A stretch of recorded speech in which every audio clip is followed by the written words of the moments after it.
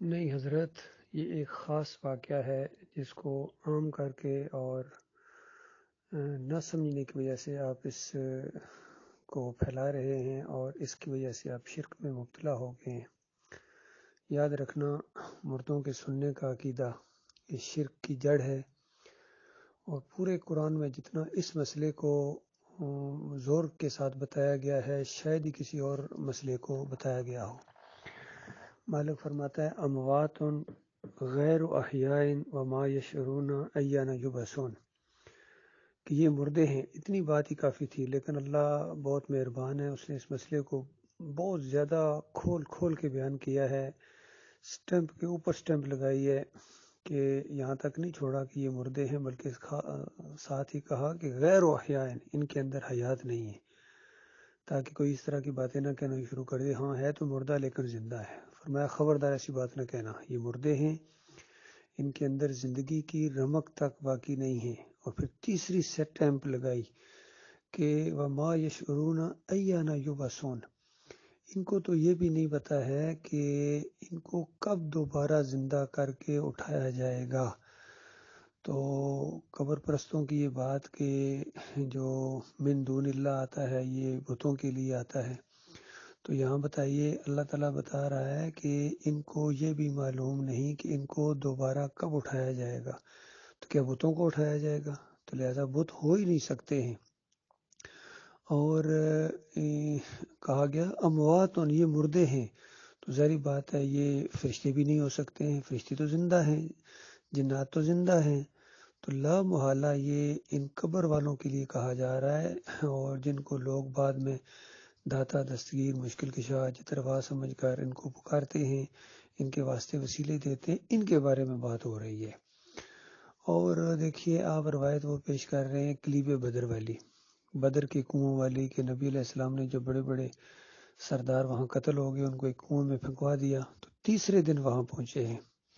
یہ نبی علیہ السلام کا قاعدہ تھا، جس علاقے میں جنگ ہوتی تھی، جنگ کے بعد بھی 3 دن وہاں رہتے تھے تاکہ مخالفین جان جائیں کہ وہ بھاگے نہیں ہیں یا ان کو کوئی جلدی نہیں ہے، اگر کسی میں ابھی بھی دم خم ہے تو پھر آ جائے۔ یہ بہت بڑی بات ہے نبی صلی اللہ علیہ وآلہ وسلم کی ہمت اور حوصلے کی۔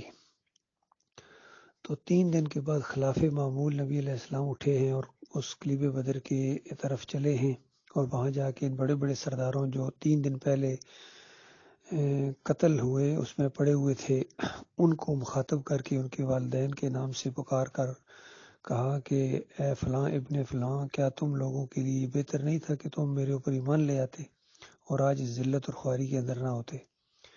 تو اس وقت عمر بن خطاب رضی اللہ تعالیٰ عنہ بول پڑے کہ اے اللہ کے رسول صلی اللہ علیہ وآلہ وسلم، ایسے جسموں سے کب خطاب کیا جاتا ہے یا کس طرح خطاب کیا جاتا ہے جن کے اندر روحیں نہیں ہیں؟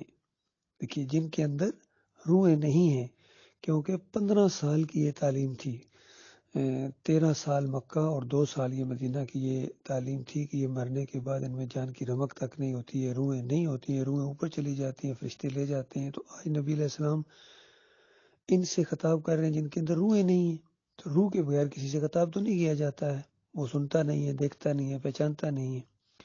تو اس موقع کے اوپر نبی صلی اللہ علیہ وآلہ وسلم نے کہا کہ اے ابن خطاب، تم ان سے زیادہ سننے والے نہیں ہو، یا کہا کہ یہ تم سے زیادہ سننے والے ہیں۔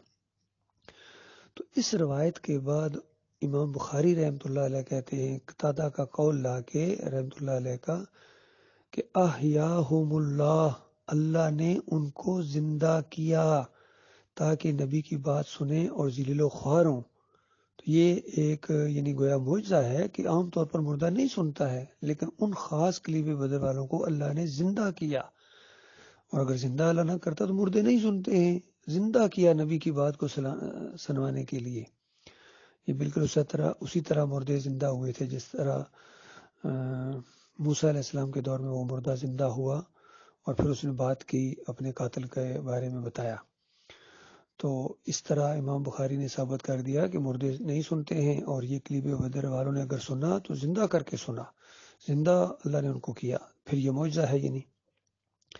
اور ام المومنین عائشہ صدیقہ رضی اللہ تعالیٰ عنہا کے پاس جب یہ بات پہنچی، یہ بھی بخاری کی روایت ہے کہ اس طریقے سے بتایا جا رہا ہے کہ کلیب بدر والوں نے سنا، یعنی ان کو اللہ نے زندہ کیا، تو وہ پہچان گئیں کہ یہ آگے جا کے یہ بڑا مسئلہ ٹیڑھا ہوگا. بہت فقیہ تھیں، بہت ہی سمجھدار ام المومنین ہیں، اور کیسے نہ ہوں جبکہ وہ بکر صدیق کی بیٹی ہیں اور نبی علیہ السلام کی زوجہ ہیں. بہت کم عمری میں اللہ تعالیٰ نے ان کو نبی کا ساتھ دینے کا جو ہے وہ شرف بخشا.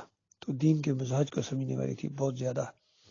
تو انہوں نے کہا کہ عبداللہ بن عمر کو بھول ہوئی ہے، اسما جو آیا ہے زیادہ سننے والے، یہ زیادہ جاننے والوں کے معنوں میں آیا کہ تم سے زیادہ جان گئے ہیں، یعنی تم تو ابھی ایمان بالغیب ہو کہ آگے جا کے یہ ہوگا، اور یہ آگے جا کے بھگت رہے ہیں. کون اس بات کو زیادہ جاننے والا ہے کہ نبی علیہ السلام کے اوپر ایمان لانا کتنا ضروری تھا. تو یہ جان لینے کے معنوں میں ہے، یہ سننے کے معنوں میں نہیں ہے. تو غور کرو اللہ کے بندوں، میرے پیارے بھائیوں، جو واقعہ اللہ تعالیٰ نے مردوں کے نہ سننے کے لیے برپا کیا تھا، آج اس کو مردوں کے سننے کے حوالے سے پیش کیا جا رہا ہے. یہ بہت بڑی بدبختی ہے اس امت کی، اور بہت بڑی چالاکی ہے ان مولویوں اور پیروں کی، جنہوں نے امت کو گمراہ کرنے کے لیے اس طرح کے واقعات کو ٹیڑھا کر کے پیش کیا ہے. سب نے یہی کیا ہے. صوفیوں نے اندازہ لگائے، صوفیوں نے وحدت الوجود، وحدت الشہود اور حلول جیسے مشرکانہ عقیدے قرآن سے ثابت کرنے کی کوشش کی ہے. آپ شاہ ولی اللہ کی کتابیں پڑھیں، کشف المحجوب پڑھیں. علی اجمیری صاحب نے بھی بالکل اسی طریقے سے سو و سکر کا باندھ کے یہ ثابت کرنے کی کوشش کی ہے کہ اللہ بندے کے اندر آ جاتا ہے یا بندہ اللہ کے اندر چلا جاتا ہے. اس طرح کے مشرکانہ عقیدے پر اللہ تعالیٰ نے ان کو موقع ضرور دیا ہے. متشابہات چیزوں سے یا دوسری چیزوں سے یا صحیح باتوں سے غلط معنی اخذ کرتے ہیں، جس طرح قادیانیوں نے کیا ہے. انہوں نے خاتم النبیین کا غلط مطلب لے کے اس کو تروڑ مروڑ کے ایک باطل عقیدہ پیش کر دیا. تو یہی کیا ہے بریلویوں نے، دیوبندیوں نے، اہل حدیثوں نے سب سے زیادہ یہی کیا. مردوں کے سننے کا عقیدہ انہوں نے یہ جو ایجاد کیا ہے، یہ ان کی چالاکی ضرور ہے، اور آج یہ سارے شرک کے اندر ملوث ہو گئے. یہ بریلوی ہوں، دیوبندی ہوں، اہل حدیث ہوں، سلفی ہوں، سعودی، حنبلی، سارے کے سارے. اور احمد بن حنبل نے بھی اسی انداز سے ٹھوکر کھائی تھی اور مردوں کے سننے کا وہ قائل ہو گیا. بعد میں ابن تیمیہ بھی، ابن قیم، ابن حجر اسقلانی، امام نووی، اور یہ سارے نیچے، یہ سارا شرک اور کفر کا یہ جو بازار گھر میں آج پوری دنیا کے اندر یہ مسلمان قبر پرستی کے اندر جو مبتلا ہو گئے ہیں، یہ خالص بت پرستی ہے، بت پرستی ہے. تو یاد رکھیے، مردوں کے سننے کا عقیدہ شرک کی جڑ ہے. اسی طرح حیات النبی فی القبر، اور یہ جو کہتے ہیں شہید سارے یہاں دنیا میں زندے آتے جاتے ہیں، یہ خالص مشرکانہ عقیدے ہیں. اللہ تعالیٰ غور و فکر کرنے کی توفیق عطا فرمائے.